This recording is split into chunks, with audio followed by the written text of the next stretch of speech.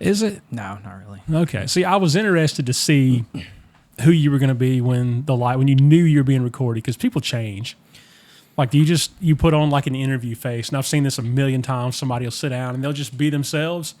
And the second we go, okay, and it turns into an interview. Yeah, you got to like straighten up, be the on-screen version of the one you're looking for. Yeah, but I mean, it's different. Not everybody. You're a public speaker, like that's what you do. So it's a little different when you have those folks. But the average guy that sits in the chair over there is not a public speaker, so they get a little bit of that. But you're on camera for a couple of hours every Sunday, right? Most of the time. Yeah. We should introduce you. Who are you, and what do you do? Well, my name is Legare Price, and I have multiple roles. But for Danny over here, I am the lead pastor of Woodlawn Baptist Church here in Rome, Georgia. I've been there about 7 years almost. It'll be 7 years and 6.5 to 7 right now. So I came in the year before, a couple months before COVID hit. So yeah, we don't like saying that word. No. Curse word. So when, at this point. So at what point did you come in? So in 2019, so 2020, talking March, I was there in November. So I preached for a call, I think it was October of 2019, and then I was installed in the church in November. So I was there like 4 months before everything hit the fan. Wow, what a time to come in and take over a church. Yeah, it was interesting. First lead pastoral ministry position, so I got thrown headlong into the fire. So. Man, what had you done before that?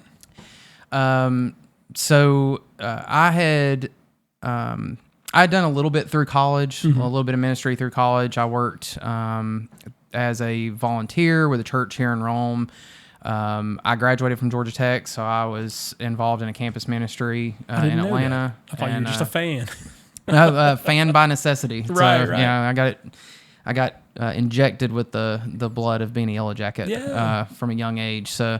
And then I worked with a college ministry there, did a study abroad, and did a college ministry in the United Kingdom, and then started really getting involved kind of right at the end of college. And I was at a church for about 8.5 years, served in probably every possible role that you could possibly think of, volunteer, paid, everything in between, and ended up by the end of that working as kind of a de facto elder, kind of shared lead teaching responsibilities for about the last year we were there. And then I did interim ministry for a while. I was a year at a couple of different churches, 6 months here, 6 months there, until I was installed at Woodlawn. So kind of did a little bit of everything. Been all over, huh? Yeah. I've never done an interim before. What is that like? It's a strange experience, especially if you've done full-time ministry or bivocational ministry. I mean, you're jumping into a church and a family and a situation where it could be all realms of what you could deal with. Right. And your goal really is just to jump in and try to help and aid. It's that weird kind of Pauline situation where you're just kind of trying to advise. You're not the elder, you're not the pastor, right. You have really no major authority other than the authority that someone gives you when you come in, and you're just trying to help advise and get them through that stint until they find somebody that can be the person that they like give their lives to that church and serve them. And so I did that 2 times officially, and then I helped serve in some other roles at a couple of other churches. Kind of in the meantime when we were between churches for a while, and it was a good experience, a difficult one. I mean, you're trying to provide advice and leadership to a congregation that's not your congregation. I mean, you're helping, and in some cases that turns into a long-term ministry. But yeah, it's an odd thing to deal with because I mean you've led a church before. You're stepping in and from the very get-go, this is going to be my family. This is going to be the Right, church that I'm going to help serve and protect and guide and shepherd. And then when you do that in an interim, I'm going to do this, but it's really more advice. It's really more kind of tugging along rather than pulling sometimes, or it's kind of tapping along rather than pushing. Yeah. You're just trying to get them to a better place when you leave than they were when you got there. Right. So, yeah, I don't know. I guess you don't always even know how long it's going to be, right? Mm-hmm. It's just until they find a guy, which could be 6 months or sometimes years. Yeah. I mean, in the case of our church at Woodlawn, before I got there, they were 2.5 years in between full, like an actual pastor that was installed in the church, and they were between different people teaching for different stints of time. So it can be an extended period of time. It just kind of depends on the situation of the church. I'm trying to remember. You might remember when we changed when Mark Summers left Cassville, and before we got Ron, there was a guy from the Georgia Baptist Association that came in, and he told us, the average pastor in a Southern Baptist church lasted at that point, I think it was like 3 years. Mm-hmm. And then it was like 1.5 years to find a new one. Mm-hmm. So, I mean, your interim was there a lot of times as long or longer than your pastor, just based on averages. But, that's just a weird spot to be in, because when you have a church, when you're the pastor of a church, when you're on staff, hopefully you hope to retire or die at that church, and you're just going to be there forever, and you're going to lead God's people and, follow the call and all that stuff. But you're a substitute teacher for 6 months or a year. And I know there were a couple times when I was a deacon and we were working with a pastor search committee, there were 2 other times they were like, hey, we got our guy. And it didn't work out for whatever reason. Mm-hmm. So our interim, we were like, hey, we got our guy. It's going to be, next Sunday after, whatever. And it wasn't. So you're getting kind of yanked around at the same time. And yeah, it's, I don't know. It's such a strange position to be put into, because you want to help, but you're also not that. I mean, when you're stepping into that pastoral leadership role, you're stepping into a place of authority. Mm. It's not the ultimate authority, obviously, and in many churches, it's not even the ultimate authority within that congregation. I mean, yes, you have the headship of Christ who's over the church, but depending on the bylaws and who's really in charge of the church, you may have different situations you're stepping into, different groups that have different values or different ways of looking at things, and you're trying to step in and guide them to a place that scripturally is healthy and is following the way that pastoral ministry is supposed to go, how you're supposed to search for someone, the qualifications of a pastor that matter versus the qualifications that sometimes get put on the position, which a lot of times is what leads pastors to come and go. And so you're trying to steer them in a direction that says, hey, this is something you might actually want to look for, or these are some things that I notice might be causing people to leave the church or causing people not to stay when they're visiting. And you're trying to point those things out with also without being negative and without being condescending. And because you're trying to care for a group of people that is going to be somebody's flock. It might not be your flock at the time. It is your flock while you're there as an interim pastor, but you're trying to guide and care for somebody's flock and to put them in a better situation so that their shepherd can come along at some point. And we don't want to create an angry congregation and then just leave them with the new guy, which I've seen happen. And that's awful when that happens. But a lot of times you get an interim. I don't know, your local Baptist association or whoever would be like, this is your guy, and you don't necessarily get to pick them. And if it was easy to pick them, then you would just find a pastor. Mm-hmm. But sometimes you just don't G-haul because people sometimes just don't G-haul. But I've never been in that situation before, and I've never really thought to ask that question before just now. So thanks for that insight. Yeah, I mean, it's a small portion of my ministry career, but it was definitely one that, I don't know, getting thrown into any kind of fire, you have to learn quickly. You have to develop some skills and insight. And it definitely helped leading into a longer pastoral stint somewhere to kind of get thrown into that fire. I mean, there were situations that were rough situations that thankfully I've not run into since I've been at Woodlawn. they did help prepare you to kind of to understand the things you might have to deal with in a long-term pastoral position. So. Yeah, it's a good way to get experience, I guess. Because if they fire you, you hadn't lost anything, right? Yeah. We used to laugh because we would have when I was early on at Woodlawn, we used to have college students come in, and they were college students that were working through Christian studies major at a local institution, and so they were coming in, and we're giving them the opportunity to preach, qualified men who were going to be leading a church one day. They were going to seminary somewhere, and it's interesting to see them kind of get thrown in, and then you just see the lights, like it's like deer in the headlights, just like, oh my gosh, what am I doing here? So everybody wants to do those things, right? Until it's time to do those things. Like, holy smokes. And it's funny because like you mentioned like public speaking being something that I do regularly, and I do. I mean, my day job, I'm bivocational, so my day job I'm speaking and doing things on a regular basis. I'm obviously teaching at least twice a week most of the time at church, but that is not at all where I intended to go long term. So it's just you gain that experience over time, and you end up, the Lord ends up transitioning you into what he would have you become long term, because that is definitely not where I was going early on. I know a ton of pastors. I know a million pastors. I don't know very many pastors who at 18 years old were like, that's what I want to do with my life, because it's hard. It's hard, and it's thankless, and it's all the things that we talk about in pastor circles that we don't always get to talk about outside of those because people can't relate or don't want to, but it's a tough gig. Yeah, it's a beautiful gig. There's so many amazing things that come about at being a part of a church.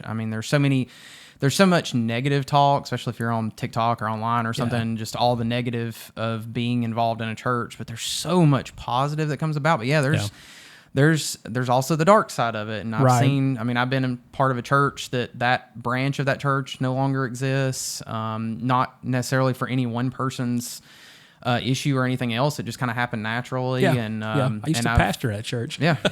And stuff happens, and it's heartbreaking, and there's situations that are definitely things I wish I never had to go through, but then it's also got its beautiful side and the beautiful moments that come as a part of it. And so I wouldn't trade it. It's definitely though, you're right. Like turn 18, there's not very many people I know that either they were 18 and they wanted that, and then they got involved and they were like, wow, this is way different than I thought it was going to be. Right. Or it's the other side of it, and they were older and they'd been through things, and then they realized that this is what God's calling me to. And it worked out. So you had to have been pretty young then when you were doing the interims and. I was at a church through college, and started working as a volunteer, helped with, student ministry, college ministry once I graduated college. And then I was there as an associate pastor, college minister. And eventually we had kind of a teaching team near the end, a couple of guys who, our lead pastor had taken a position out of state and had left, and he one of those big personalities. He was just great teacher, big personality. And so it was hard to fill those shoes. Right. And so we had a team of guys who stepped in and kind of took that role on for about a year and a half. And feel like we did as good a job as we could have done as young guys who had not had that long-term experience. It's one thing to go in and preach one sermon on a Sunday once a year. Yeah. If you're the youth minister that goes in to preach on Sunday morning once a year, it's like that's a valued experience, and you're getting different experience preaching into youth on whatever night of the week you do that. Yeah. But then preparing that sermon and doing that every single week or twice a week or 3 times a week for some guys, it's just a whole different ball game, and getting thrown into that, it helps prepare you. But yes, this is a whole different thing. So. Well, yeah, if I know I'm preaching in June, it's first weekend of May right now. I've got all the time in the world to get ready for this one sermon, but to do it every single week, like it's tough. Yeah, it's and it's one thing that I don't think going in, like I'm going to be doing this every week, right? And you've got the I don't know, like any new position, you jump into a new job and you're gung-ho and ready to go and you're diving in headlong, putting all your energy into it. And then very quickly that energy starts to dissipate and burn out. And then you have to figure out how to persevere and how to do that every single week. And thankfully the English major in me loves that side of doing that. But yeah, it's a whole different thing to do that every single week, year after year after year. It's a lot, and it's a wonderful thing to get to do. But it does. I mean, you go through stints of writer's block. You go through stints of I just don't know what this passage is supposed to be telling me. Yeah. You're calling pastor friends and being like, "Hey, can you tell me what you got out of this passage?" So digging through all the commentaries and calling everybody and what does this mean? What is he trying to say? And Lord help if you get it wrong, right? There's some pretty stern warnings about that in our manual. I was terrified. I mean, especially the first. I told this story. It's probably not a good story for podcasting, but if it's awful, we'll cut it out. When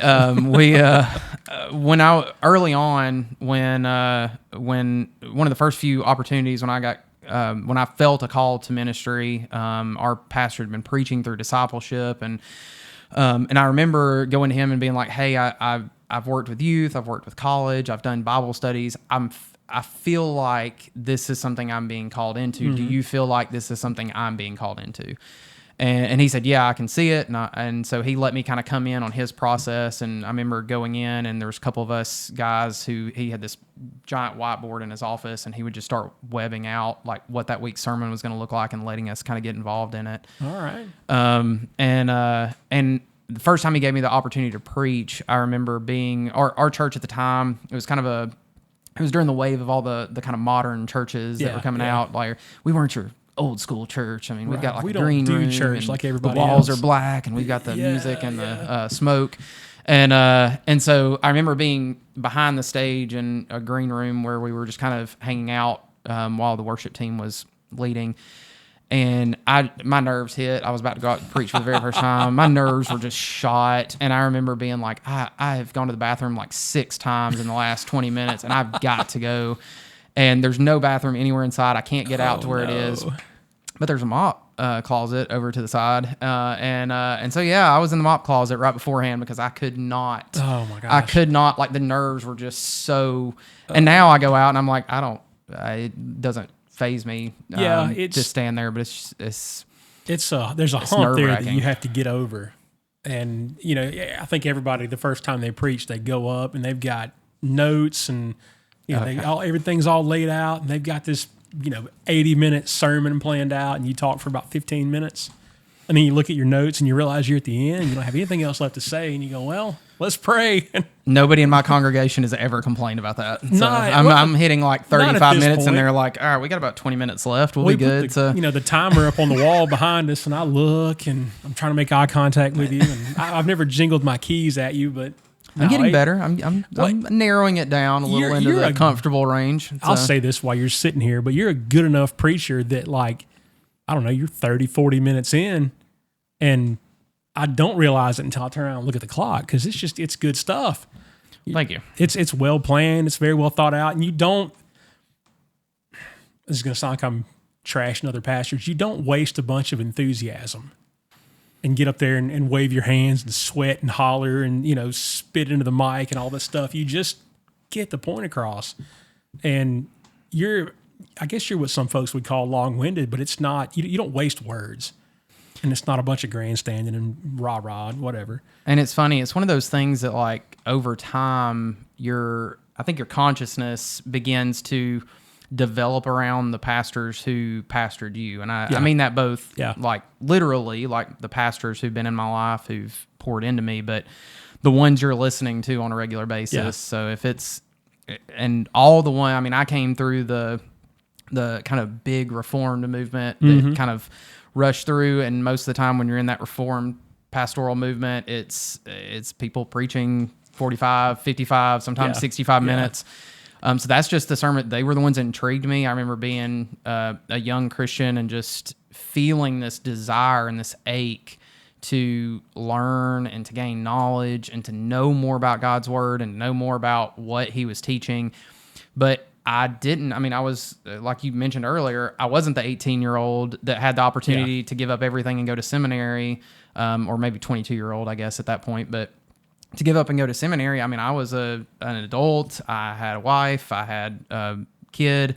And I knew that this was the trek God had me on, but I was just hungry for God's word. And so there was a whole rising tide of people who were teaching deep things about God's word. And that's just what my brain developed into. Was I'm listening to 45, 50-minute sermons. And so that's what my brain thinks. Like, my internal clock thinks, okay, I got 45 to 50 minutes and I have to rein myself back in to make those points in the amount of time that I want to make them in somewhere. I try to get to about 40 minutes and not go too overboard with that. That was a thing that I realized, and the longer that I preached, I knew how long I had been preaching. You're like, wow, this has been 30, 40 minutes. Like, I need to kind of get to the end of this. Or there was a preacher at Dykes Creek forever. His name was Mike Garrett. And he said that a Baptist preacher's sermon ought to be like a bologna log. You need to just be able to cut it off wherever you need to, you know. And I remember sermons that Mike would preach, and he was fantastic. But he would preach, and he gets down. You know, he was going to make 7 points or whatever, and he's looking at his watch, and he goes, and the last 3 are faith, hope, and love. Let's pray, you know. Let's get out of here. And you know, there's what's the saying about the mind can only absorb as much as the hind end can endure, or, you know, something along those lines. And my wife always tells me, my wife homeschools, like yours does. And so she's always telling me, like, you've got the attention span is the age plus like 5 minutes. For some of those in our congregation, I've got to guess their age might be a little younger than what the call sheet would say, based on the attention span. But it's trying to rein that in, because I'm backwards from, especially a lot of young pastors, but most pastors. My brain, just the way I am, I want to know everything. So like I'm jotting down notes. I'm pulling commentary stuff when I can. I try to hold that off till the end of the process as best as I can, unless I'm just blocked. But I'm pulling in thoughts, trying to get things, trying to understand how this might be culturally relevant, or it might be relevant to our congregation specifically, or whatever it is. Right. And I've got, I don't know, an hour and a half worth of material, and I've got to figure out how to rein that in to a smaller amount. Whereas you get a lot of guys who are like, okay, I've got 15 minutes worth of material. I've got to stretch this to 25. I got to make 25, 30. Yeah. So, yeah, you just get it all. That's the better way to do it, though, because you don't want to shortchange the gospel either. So, like, let me have an hour and a half worth of stuff, and we'll see if we can pare it back to, 40 minutes. But like you said, the danger is you can very quickly oversaturate what someone can take in. Right. And so that's always my fear when I'm trying to develop a sermon, is I don't want to oversaturate the point of the message to the point where you don't understand what the point should be. Right. Like if we're talking exegetical, if we're talking about I'm wanting to take what the passage says at face value and teach what the passage says, I want to try to get that across as clearly as I can while filling in all the other gaps and context and everything else without going so overboard that you miss the point entirely, which is the danger I fall into a lot of times. That's what you catch yourself doing these word studies in the middle of, like, you're trying to do this theme, right? I'm going to cover this passage of scripture, and then you find a word. You're like, well, what does that mean? And what does it mean in this context? And what did it mean during that time in this context? And you just keep going and going. And before you know it, your study has gone off on a rabbit trail, and you end up with a 4-hour sermon. Every pastor's got the rabbit trails they like to go down. Yeah. I tried not to, but I caught myself doing that more and more, and telling stories about when I was a kid and this and that. And I don't know. I think that makes you relatable in some way too, because you do a little bit of that, but it's not overkill. Well, and you have to, like, I mentioned, I kind of came to pastoral ministry during a time where you were really the culture, and I wasn't a Christian growing up. I attended church here and there. When I got older, I was going to youth ministry and things like that, but I didn't get saved until I was 17. I didn't really start understanding the role of the church and what that meant until I was well into college. And so I'm kind of coming into this whole pastoral thing fresh. I mean, I'm not the PK or the pastor's kid who has an entire lifetime of understanding what like church is meant to be and has all the burdens and the rewards of living in that. Yeah. I'm coming in fresh thinking, okay, well, I just want to do this thing and do it well.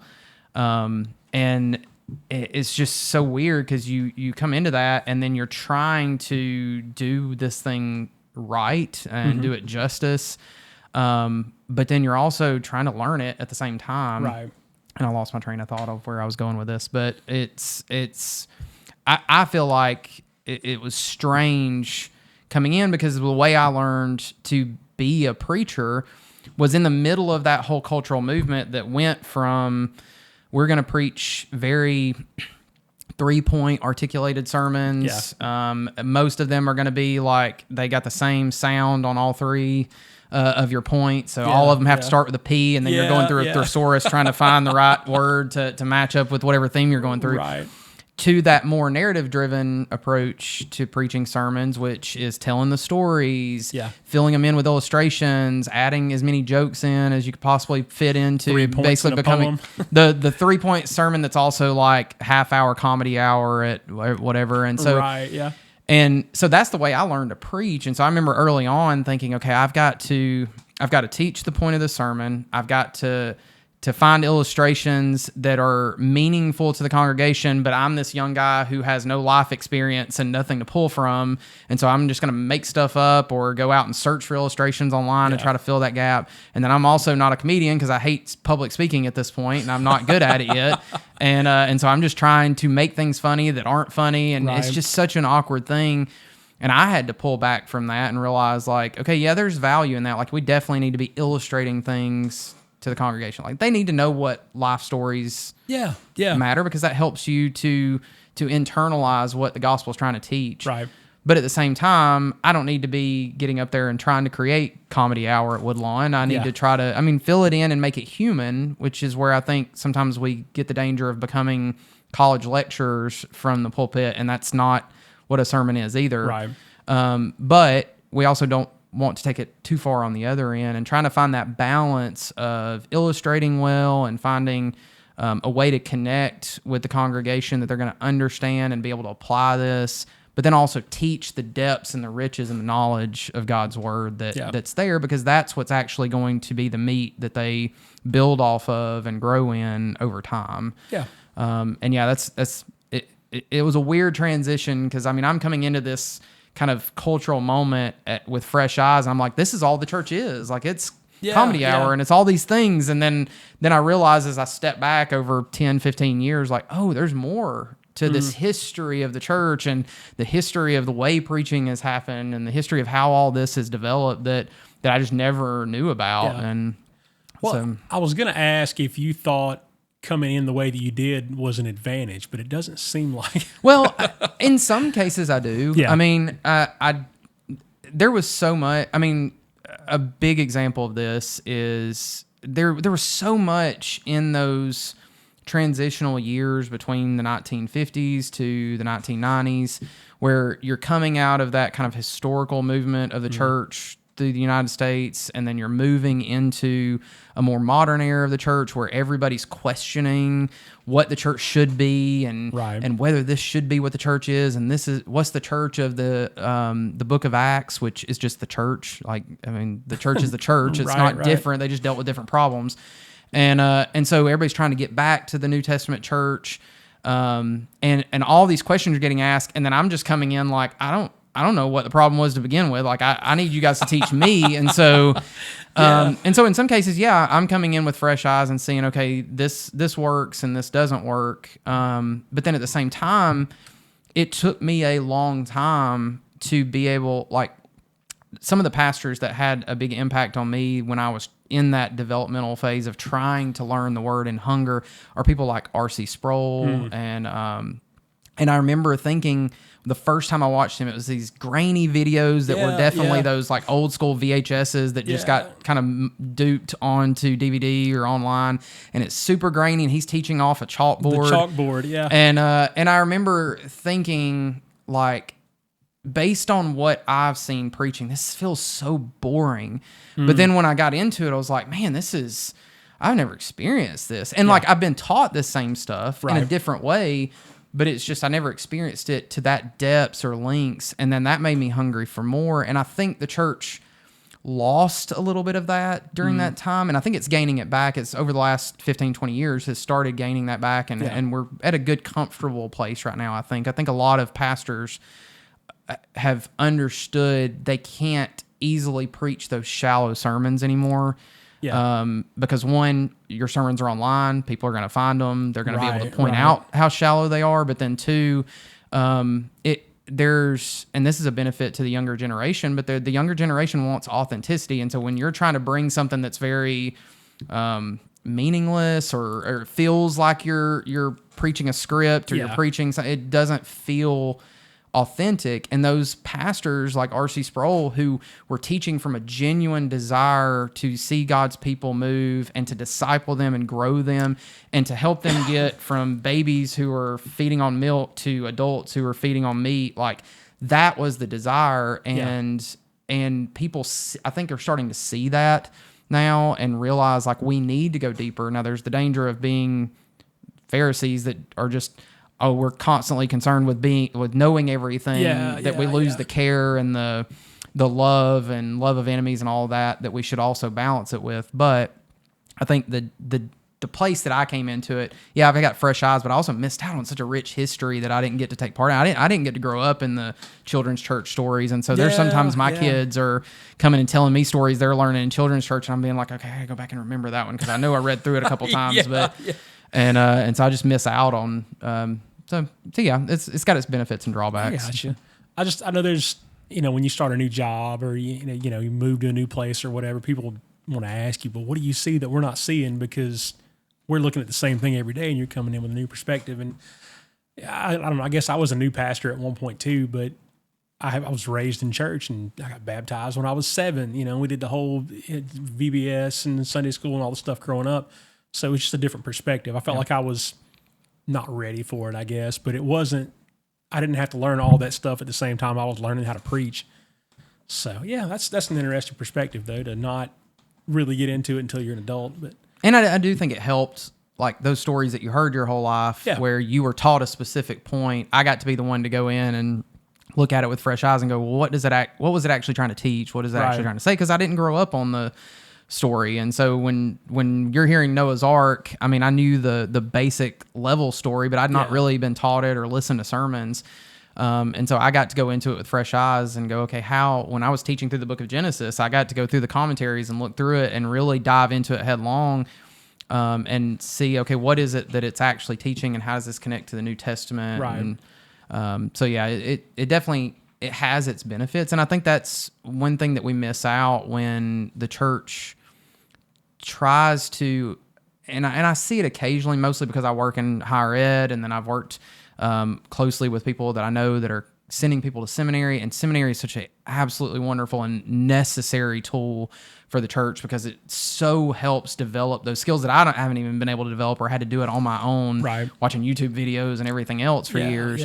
But you miss out sometimes on what I think is beneficial too for us to be able to develop those things over time and to do so in the church with brothers and sisters who are questioning those things and who don't know the answers to those questions, get to wrestle with them together and see how to care for somebody who's really struggling with understanding what these stories are supposed to mean and how they're relevant and what that's supposed to do. And if we jump too quickly into the knowledge side of it without the struggle for that knowledge, then we can sometimes end up becoming too teachy in our preaching versus helping someone to get there, helping someone to reach that knowledge too. Because if you just tell them the answer to the question without telling them how to get the answer, then they can't get to the answer themselves. So. Yeah. Well, it doesn't do any good for you to get up there and, I mean, you could preach for 4 hours on Sunday, but if none of it is relatable or absorbable, processable, then it didn't benefit anybody. Yeah. But to teach them how to get there, that's its own different thing. Yeah, it's a challenge, and to know you have different age groups in the room and all these other things. It's always fun trying to skirt through passages in Genesis and 1 Corinthians and be like, okay, I've got my middle school kid in the room, so how am I going to word this for this particular group that happens That's to be here? always fun when you get to those stories, and Song of Solomon and in different places, and you got kids. It's the last sermon series I will preach. Right. 90 years old preaching through Song of Solomon. So. Pastors up there squirming through words, and everybody in the room sweating. Oh, my church has already gotten used to the fact that I will butcher the names when I get to them, and you just got to bear with me. Oh God, I need to apologize. I think I started a round of applause for you when you read through the genealogy. I thought that was hilarious. That broke the tension, so I was good with it. I was just watching. And I've done that before. I preached Matthew. We started with Matthew, and you get the first chapter, and you're just going through Maher-Shalal Hashbaz and whoever. And I'm watching, and I was like, he's doing this. He's doing awesome. This is great. And I didn't even think about it. It wasn't like, I'm going to clap when he's done. I just did. And then I was like, oh, I'm glad everybody else is clapping too. And I was laughing. My wife and I were talking about that after, and I was laughing because I'm the type of person, I want to try to do the best I can. Yeah. And so I remember early on, especially when you get to those passages where you don't know the names, like Nebuchadnezzar, but when I first looked at it, I was like, I don't know what it's supposed to be. And so I remember like pulling up the Bible app and just listening to it over and over, trying to get the wording. And then nowadays I've got 3 kids, and I'm like, I don't have time. I don't have time for that. I'm gonna butcher the name. I'll get through it as best I can. But well, you know what somebody told me though was after I preached the genealogy in Matthew, they were like, we didn't know. we didn't know. You just said it, and we didn't know, so it didn't matter. Okay. Most of them are transliterations anyway, so it's probably not the way they were pronounced originally. Not even close. But yeah, if the people don't know, then it doesn't matter. And the name can be, you could call them Mark and Steve and Larry and Joe, and it doesn't matter. All good. But they're going to answer to it one way or the other. They are. They are. It's not going to, all good. But you did. You nailed it. It was awesome. But I know that's one of those things. You get these topics, and you're like, I don't want to preach on this. But you're not allowed to not preach on that, whatever it is. And it's the reason I'm one that over the years, I've gotten a lot more comfortable with it, but there are passages of scripture you just don't want to teach through. Yeah, it's just it's uncomfortable. I mean, anytime you get to a passage on divorce, it's an uncomfortable topic to preach on because one, like this is a very real situation for some people. There may be legitimate reasons for the divorce. There may not be. This may be something that still causes them pain. It may not. And you just don't know what it is, but you have to preach, especially with the way that we try to tend to do our sermons where you're preaching through a book of the Bible. Yeah. When you get to that passage, you don't get to be just like, all right, well, this one's not here, so let's go around. I mean, you've got to preach it. And it forces you to be the type of pastor that's not going to shy away from that conflict or that struggle, because there are not only is this a struggle for somebody, whether they're dealing with divorce or whether we're talking about topics of sex or something else, like these are very real topics that people are dealing with. And if the church doesn't deal with them, culture's definitely going to deal with them. Yeah. And so if you don't teach them and teach them in a healthy way, teach them in a respectful way, teach them in a way that is going to benefit them, from the truth of what it says, dealing with all of the implications around it. If you don't do that, then you are leaving your flock at a disadvantage to have someone come in and be able to teach that to them in improper manner. And so if you're not careful, and that's why I just, knowing my personality, I'm not one that just loves conflict. I've gotten more comfortable with it over the years, but I was the one that strayed from conflict, if at all possible. Yeah. And through every one of my jobs, I have to come into conflict day in and day out. And so I've gotten comfortable with dealing with it, but I know my personality. And so if I don't trek it that way, if I don't like go through that scripture and force myself to come to terms with it and to teach it and to understand it, I'll avoid it. Like I just know myself. And so it challenges you to be able to do that. And I think pastorally you have to, because if you don't deal with that text, then you're not going to deal with a congregation who's dealing with those problems. Right. And then you get into dangerous territory of not actually leading in a way that's going to be helpful to anybody. It's like leading in name alone, not in... And what are you saying to your congregation if you can duck a passage of scripture or just skip over it? Well, it doesn't, what you're saying is that part doesn't matter and it's not important, and it's not important to you either. So just don't worry about that part. Well, and we do that, and I've had to, and I joked about Song of Solomon being the last one I'll preach on. It probably won't be. But I mean, I know too, at some point there's going to be a point in my church where I know that 1 Corinthians is going to be necessary. Like that's just so rich with conflict and with problems and with difficult situations. Paul was not happy. No, at all. And I love Paul for it. But if I could have like 18 letters of Corinthians, I would love to read every single one of them. Right.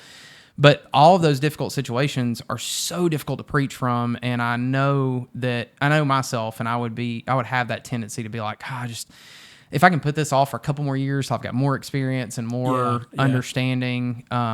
But that's usually the ones that I get the most value out of. Right. I mean, I'm learning just as much as somebody hopefully in the congregation is learning when I'm going through it. And so, I mean, I know preaching through Genesis, I thought, okay, Genesis, we're going to go back to the beginning of the Bible. We're going to set the foundation. And then I remember hitting like chapter 25 or so, and I'm just like, oh man, like...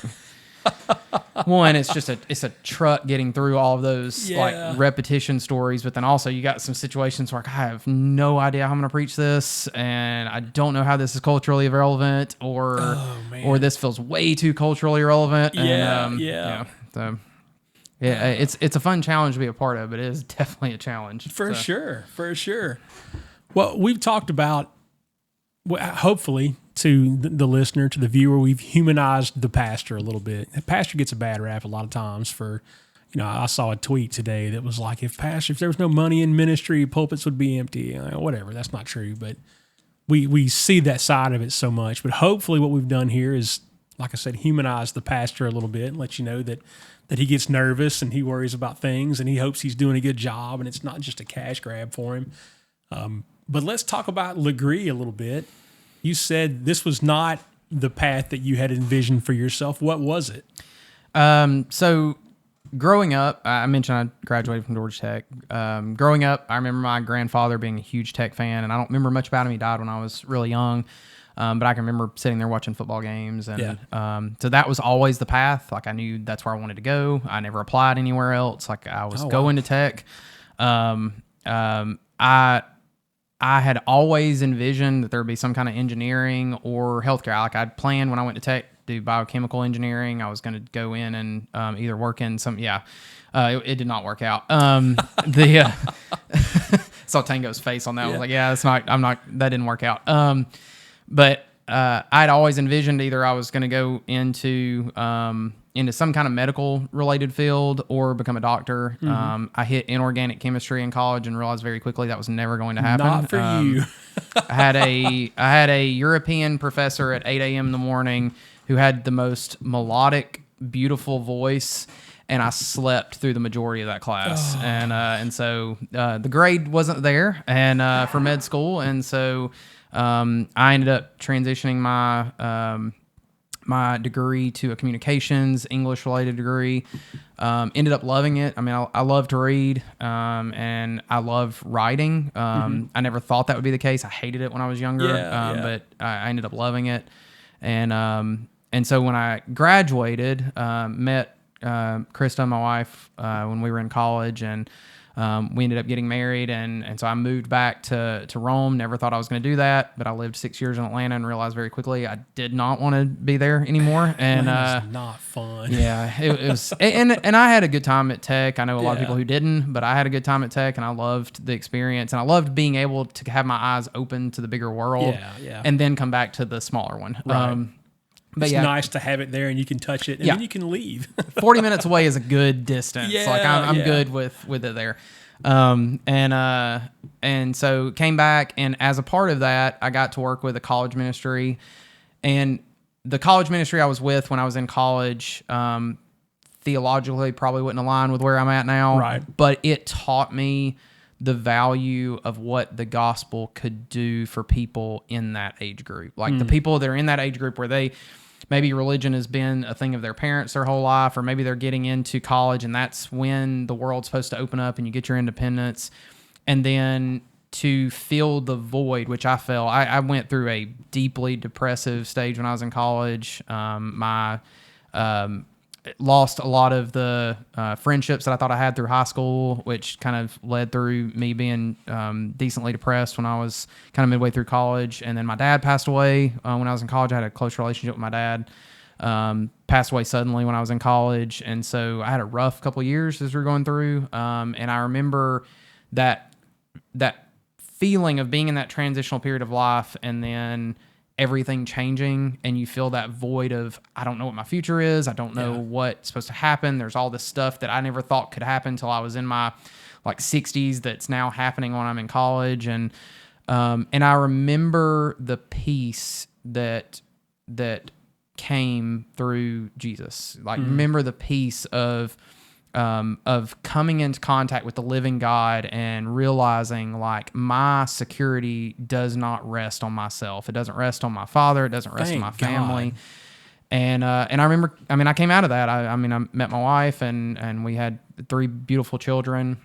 And as a part of that, I started realizing that I had a desire to teach college ministry. Yeah.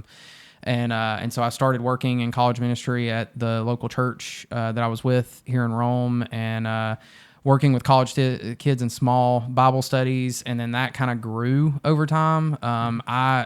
I had a hunger for the word, and I was literally the Bible study teacher in Sunday school class or small groups that was studying 10 minutes before the exam. Yeah, I was like, okay, I know I got to teach out of James. I have no idea what this is about. I got an hour to prepare, and just learning as I went.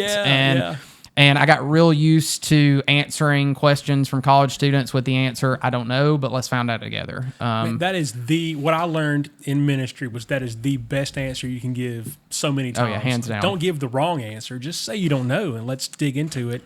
We'll find out later.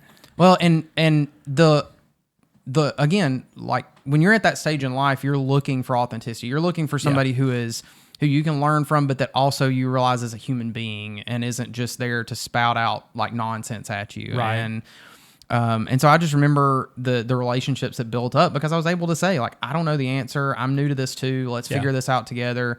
And then go into the pastor or go into mentors and being like, hey, what do we do with this passage, or how do I help this person through this situation? Right. And out of that just developed a love for ministry. And a love for college students. So, my day job is higher ed, so I'm with college students all day long, have been for the past 15 years. And so that desire for that hungry portion of a person's life where they're trying to take childhood into adulthood and to reach that ultimate goal of I want to be an adult and I want to be a parent and I want to have a job and all of this newness to life and helping develop that. And that just kind of naturally led into the church and into pastoral ministry because that's what it is, shepherding. And so we, I had a great pastor who has done stuff all over the United States now at the time who our preaching styles could not be more different. And I love him to death. He was one of those, he had an energy that I couldn't replicate. I couldn't be him. It was not one of those situations where it's you get the pastor and then their little mentee, it becomes a 2.0 version. Yeah, I couldn't do that. Right. And did not have his personality, did not share the talent that he had for that. And so I just had to figure out what was going to be my path. And I realized quickly that it could be whatever God wanted it to be. And so that shepherding aspect just kind of grew. And then while I was working at one of the institutions here in Rome, I met a friend of mine who's gone on to work in some seminary environments, and he kind of saw in me that hunger and that desire and that desire to be used in pastoral ministry, that call. Yeah.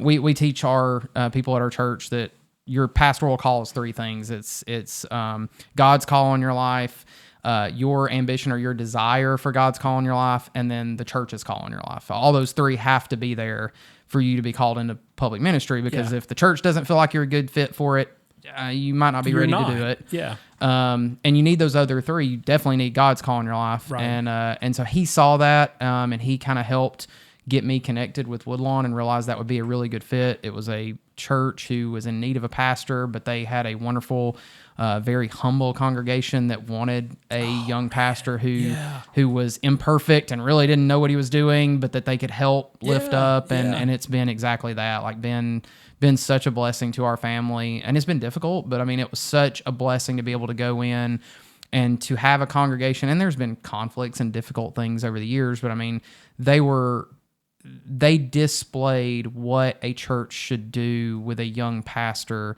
who is going to have to try to figure this out, because it's not going to be perfect, and they're going to make mistakes, or they're going to do something that makes everybody else mad for a little while. And to be able to kind of guide and nudge and lead while allowing him to display the authority that God had put him in that position for has been an extreme blessing. So it was never the intention. I thought I was going into being a doctor. Eventually, I thought I was just going to be higher ed administration and doing things in higher ed, which did kind of pan out. Pastoral ministry was not where I thought I was going, especially not at 17 or 18. That was not even on the radar. But God used little things along the way to kind of push me and nudge me to where I should have been. And then to have the heart, I think being in that college environment where you're around people learning every day is a good environment to be in, to be a pastor, because you constantly have to be learning. If you're a learner, no, that's a great place to be. And what a fantastic church we've got. Oh yeah. You go into a church and you're there, or, a long period of time, or maybe not. And there's always that person, and you're like, maybe they won't talk to me today. You don't want to see them coming. Not you, the pastor, me, the member. But that person doesn't exist at our church. And I don't want to be like, we have the perfect church. But if there was a perfect church, I think ours would be it. Well, and it's such a blessing, because like I said, like we came from such a different environment. Like, I mean, it was the modern church. I mean, we had the big worship band, we had the big praise band. For much of my ministry, it was very topical sermons. Yeah. I mean, we were teaching through sermon series based on like movie series and stuff like that. Yeah, and it was teaching good theology, but I mean, it probably not in the way that I would teach it. Right. But yet, like, all of that got me to that point. And then this congregation who is, I mean, it was an older congregation when I got there. And a lot of the younger members had left during the time where there wasn't a pastor. Yeah. And they were looking to revive the church and looking to have young people join back into the church. And so I came in, and I remember I was listening to a podcast with some pastors who I very much respect. And I remember them telling, on this podcast, when you're in that situation, any change you're going to make, do it slowly. Do it over time. Don't come in and just try to change everything. And I remember taking that advice to heart, and it's just been such a wonderful thing to see a church with a desire to see God move, to see people who want to be hungry for the word, who want to know God's word, who want to love people well. Yeah. But they maybe don't have the capacity to do that right now, or they don't have the members that can go out and serve in all these different areas. And it was nice to get to jump into that, and then over time build on the wonderful heart of ministry that they had there that's now getting to flourish over time. And it is. I mean, we're not a huge church or anything, and I will be happy to be bivocational for the rest of my career, but they're such a humble group, and I think that's what a lot of people don't realize about the church. You mentioned earlier that there's just this presumption that like pastors are out for money, or that if the money wasn't there. But like most of the pastors I know are either bivocational, or they are receiving very little income as a part of their church. Like most of the churches in the Southern Baptist Convention are under 100 members. Right. And I could not... I've had young guys who I've gotten to work with over the years, and one of the things I've told them is like, for me, I would not have made it as a pastor if you threw me into a 500 person church when I was early. There's no way. No. Like the ego, it would have it's too easy for that stuff to flourish. Throw them into a small church where they actually have to care about the members, because they see them every day. Yeah. They've got to visit with members. Like, you don't have a choice to know the members by name when there's 25 members in the church. And to struggle with the pains of what they're going through, and to struggle with helping them, and to struggle with preaching a sermon that's relevant to that group of people. Yeah. There's no better testing ground than a small church. And they're going to be guys who their talent and the things that God has given them is going to ramp them to a place where they need to be teaching people in 1,000 person church, or depending on your view on mega churches or whatever, but I mean, a 200 or 300 person church, like they need to be, because they have that skill to be able to both manage and shepherd people and handle the large numbers and teach. Yeah. But that doesn't need to be somebody fresh off the boat. Like they need to be like, that needs to be something where their heart is already secure in the Lord. They've got their foundation, because it's just too easy for Satan to come in and be like, hey, this is yours. Like, it's just, I wouldn't have made it. There's no way. It's not the difference, I guess, but there is a difference between being a preacher and being a pastor. Being a preacher is just part of what a pastor does. Yep.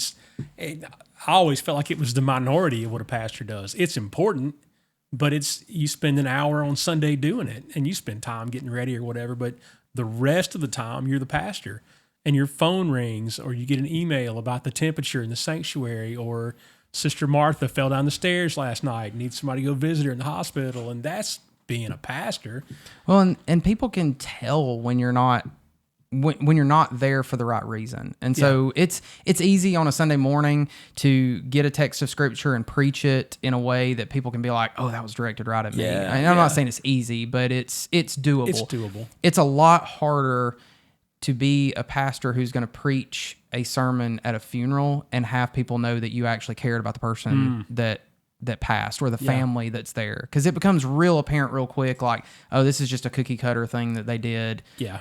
And same thing at a wedding. I mean, it's really easy to print a script off for a wedding and get up there and be ordained online and get up there and but to be somebody who has spent time with the couple, who's done premarital counseling, who's walked with them through some of the struggles they're dealing with. Yeah.